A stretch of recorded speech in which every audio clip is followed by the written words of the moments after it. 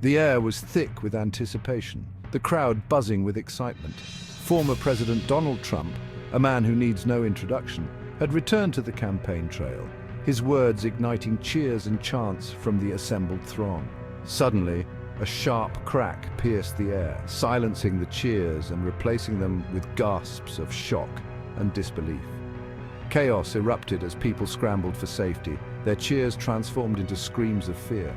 The Secret Service detail, trained for moments like this, sprang into action, forming a protective shield around the former president and whisking him away from the stage. The gunman, later identified as 20-year-old Thomas Matthew Crooks, had opened fire on the rally, his bullets aimed at the former president.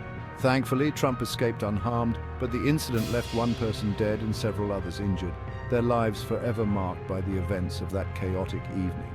As the dust settled and the initial shock wore off, questions began to swirl. Who was this young man who had attempted to assassinate a former president? What drove him to such a desperate act? The shooting sent shockwaves across the nation, dominating headlines and sparking intense debate about the state of American political discourse. In the aftermath of the shooting, the nation turned its attention to the young man at the center of the storm. Born and raised in the quiet suburbs of Pittsburgh, Crooks was, by all accounts, an unlikely assassin. Neighbors and former classmates described him as quiet and unremarkable, a young man who blended into the background.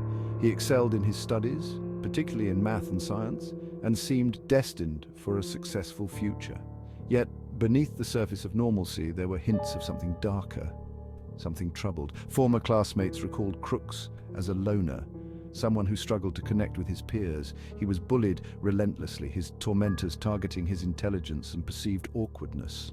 The constant harassment took its toll, leaving Crooks withdrawn and isolated. He retreated further into himself, finding solace in video games and online forums. Despite his growing interest in politics, Crooks remained an enigma. In the days following the shooting, the FBI launched a full-scale investigation, determined to uncover the motive behind Crooks's attack. Agents fanned out across Pennsylvania, interviewing family members, friends, and former classmates, hoping to glean some insight into the young man's psyche. They scoured his social media accounts, poring over his posts and messages for any clues that might explain his actions. But the more the FBI investigated, the more elusive a motive seemed to become. Crooks's online activity, while extensive, painted a muddled picture of his political beliefs. He expressed admiration for both Donald Trump and Bernie Sanders, praising their willingness to challenge the status quo. He railed against the corruption of the political establishment, echoing the frustrations of many Americans. Yet, his online rants were often disjointed and contradictory, lacking a clear ideological through-line. Interviews with family and friends proved equally fruitless. The lack of a clear motive only deepened the mystery surrounding the shooting. The shooting at the Trump rally sent shockwaves through the nation, not only for its audacity, but also for the unsettling questions it raised about security protocols. How could a lone gunman, armed and apparently determined to inflict harm, gain access to a venue where a former president was speaking? The incident immediately sparked a flurry of finger-pointing and calls for accountability.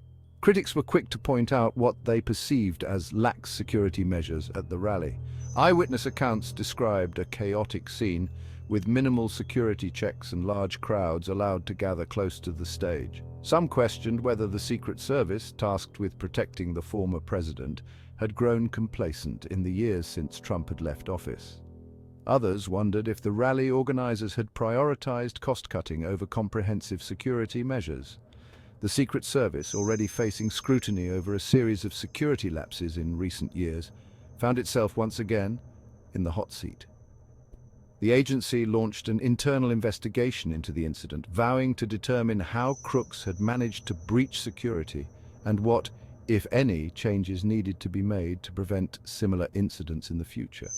The Department of Homeland Security also announced a review of security protocols for all former presidents, acknowledging the need to adapt to the evolving threat landscape.